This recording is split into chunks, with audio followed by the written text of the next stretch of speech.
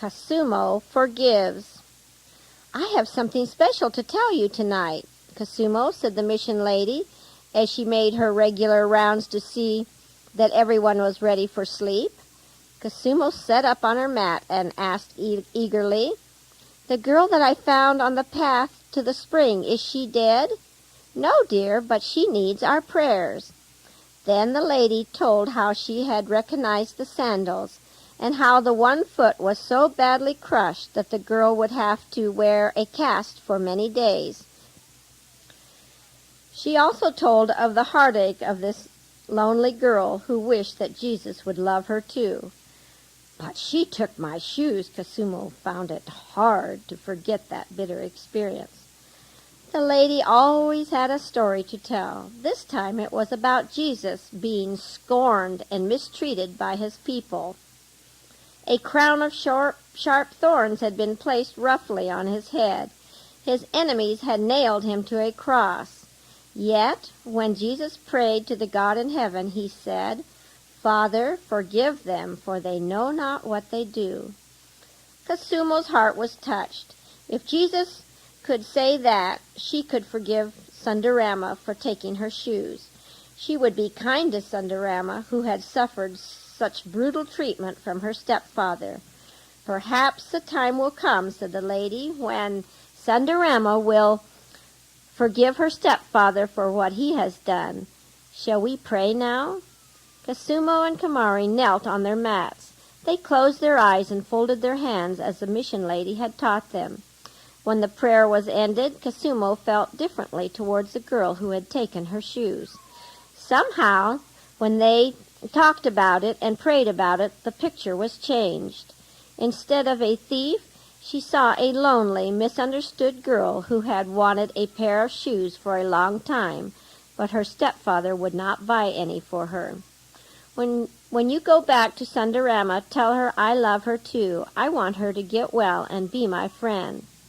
"Thank you, Koosumo. I will tell her. I am sure that Jesus is pleased and will heal her sores and bruises. Good night, and may you and Kamari sleep well." It was rumored in the village that Sundarama was dead.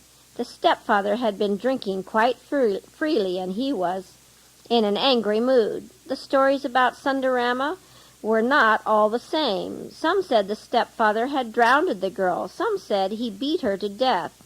Others hinted that Bunny had taken her to his home in the hills and was keeping her chained. The stepfather insisted he had left her lying on the path by the spring, and that some animal had carried her away into the jungle. He was glad, for now he did not need to feed her. When the doctor heard these strange reports, he notified the village officials as to what had really happened to Sundarama. They told him it would be better for her to stay in the hospital until she had fully recovered. Then they would take her to the stepfather or find a suitable home for her. So Sundarama stayed at the hospital for many, many weeks. Koosumo and Kamari made regular visits to Sundarama's room. They spent many happy moments getting to be friends. They brought White Nose, the tiny kitten, to see her. She had never had a little kitten to love, and this ball of fur won her heart. It snuggled in her arms, curled around her neck, and purred. "I think he likes me," said Sundarama, holding White Nose up to her cheek.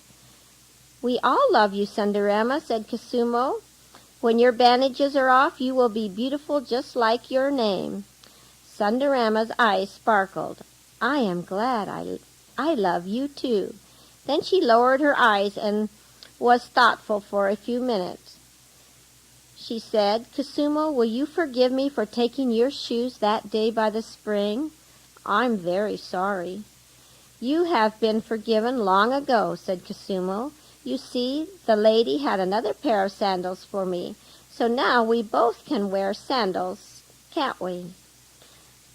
"I can when the doctor takes off my cast." She looked down at the plaster cast and laughed. Koosumo and Kamari laughed. They were all happy.